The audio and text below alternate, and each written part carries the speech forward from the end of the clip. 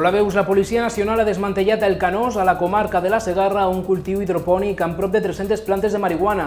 Els agents han intervingut més de 2 quilos de cànnabis, 3 plantes mare per a l'obtenció d'esqueixos, 92 suports per a testos amb les plantes acabades de tallar i 8 focus simuladors de llum natural. S'han detingut a 2 persones, una al mateix municipi del Canós i l'altra a Cervera. I acabem amb una recomanació per aquest diumenge, la tradicional festa de moros i cristians, una desfilada en la que participaran prop de 700 persones. A les 6:30 de la tarda es concentraran les comparses a la Seu Vella i des d'allà desfilaran pel carrer Cavallers i les avingudes Blondel i Madrid fins a la Paeria. A les 9:30 de la nit començarà la batalla entre moros i cristians al pont llevadís de la Seu Vella. Aquest any els musulmans acabaran conquerint la ciutat. Això és tot, més notícies a les xarxes socials de La Veu de Lleida. Fins la propera.